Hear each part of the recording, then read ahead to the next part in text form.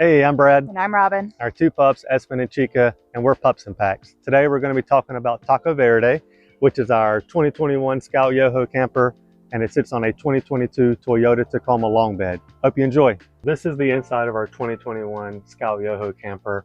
We went with this combo for its off-grid capabilities. We wanted to be able to stay away from campgrounds, so we love the features that keep us unplugged with this camper. Some of those are the Lifesaver jerry can, the Dometic propane stove, the Dometic fridge. All right, and over to the living area. We keep this in bed mode 100% of the time because we travel with two dogs, but it is possible to convert this to a swinging table with this piece right here. So the modification I did first in the camper was add these doors that are just made of scrap wood that I had lying around. This area underneath is big enough for all of our camp cookware. Added little lights everywhere so you can see in the back corners. And then pro tip, if you get a trash can that has a sealable top, it keeps the odors at bay. And this window is awesome. There's one on each side of the camper, so you're able to open those up and create a cross breeze. So the modification I'm most proud of is adding the max air fan. There's nothing scarier than cutting a hole in a perfectly good roof, but this has been a game changer for North Carolina summers. Keeps us and the dogs nice and cool. Over here, these two sections, we have our top, which is our food storage or our pantry, and then the bottom is for storing miscellaneous items. As we move this way, we have our Goal Zero battery, which is great. And then we also added the folding shoe storage. And so this is the bed. It is large enough for two adults and a 50-pound dog.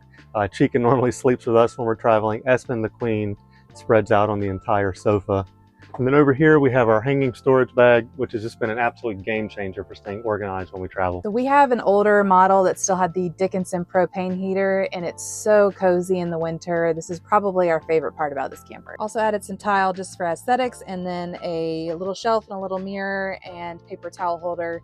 Pro tip, put a string around it so it doesn't fly off when you're driving. So on the back here, we have our traction boards and our Rotopacks. We've got two of those, one's for gray water and one's for extra water. Another modification I did was replace this window with one that you can see through, but it also has a shade for privacy. So for our gray water, we just take one of our empty Rotopacks, cut a hose and put it in here like this, and that way we can collect it all, and then when we're done camping we can dump it appropriately. I also added these surfboard racks to the existing awning brackets since we never use the awning. This is the side storage, aka the garage, and it houses everything we need once we get there to set up camp. Now, pro tip, we use pool noodles filled with a PVC pipe on all four sides of the camper to keep it from sliding around. I added an outlet where the existing sliding corridor was to directly access the Goal Zero from the outside. For the truck, we beefed up the suspension, upgraded the brake system, added bed stiffeners for peace of mind on spicier roads. We've really enjoyed camping in Taco Verde and being able to stay off-grid for longer.